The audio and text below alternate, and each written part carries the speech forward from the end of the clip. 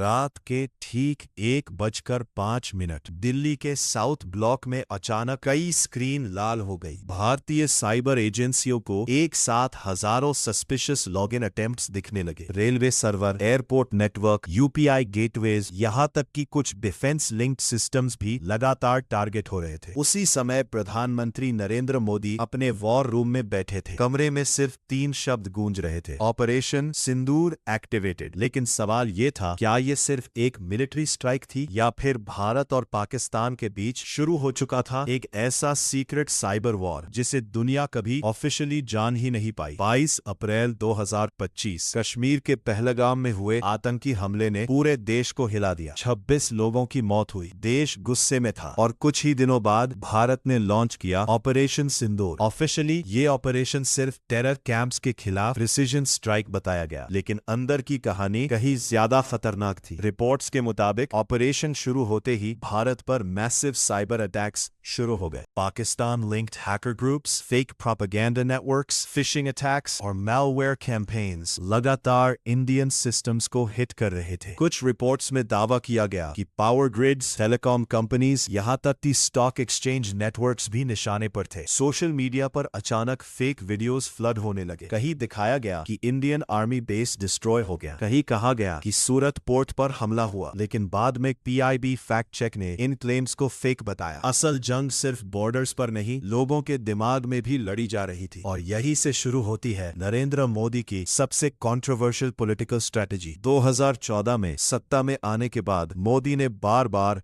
Digital India की बात की। लोगों को लगा ये सिर्फ टेक्नोलॉजी कैंपेन है, लेकिन धीरे धीरे इंडिया ने साइबर सर्वेलेंस, डिजिटल वॉरफेयर और एआई बेस्ड मॉनिटरिंग सिस्टम्स पर मैसिव इन्वेस्टमेंट शुरू कर दिया। उरी, बालाकोट और फिर ऑपरेशन सिंदूर। हर ऑपरेशन के साथ भारत की स्ट्रैटेजी बदलती गई। अब युद्ध सिर्फ बंदूक से नहीं, डेटा से भी लड़ा जा। रिपोर्ट्स के अनुसार इस ऑपरेशन में drones, satellites, electronic warfare systems और साइबर इंटेलिजेंस का कंबाइंड इस्तेमाल हुआ। कहा जाता है इन 96 घंटों में दोनों देशों के बीच सिर्फ मिसाइल्स नहीं, इनविजिबल साइबर मिसाइल्स भी चल रहे थे। पाकिस्तान की तरफ से आर्मी चीफ आसिम मुनीर लगातार बयान दे रहे थे। भारत की तरफ से मोदी पब्लिकली शांत दिखाई दे रहे थे, लेकिन अंदर ही अंदर एजेंसीज 24 घंटे एक्टिव थीं। फिर अचानक 4 दिन बाद सीज फायर की खबर आई। टीवी चैनलों पर इसे जीत बताया गया। पॉलिटिकल स्पीचेस शुरू हो गई, लेकिन असली सवाल आज भी वही है, इन 96 घंटों में आखिर साइबर दुनिया के अंदर क्या हुआ था? कितने अटैक्स साइलेंटली रोके गए? कितनी फेक न्यूज इंटेंशनली फैलाई गई? और क्या साउथ एशिया अब ऑफिशियली डिजिटल वॉरफेयर एरा में एंटर कर चुका है? शायद इसका पूरा सच कभी सामने ना आए, क्योंकि मॉडर्न वॉर्स में सबसे डेंजरस हथियार वो नहीं होता जो दिखाई दे, बल्कि वो होता है जो साइलेंटली आपकी स्क्रीन के पीछे छिपा बैठा हो।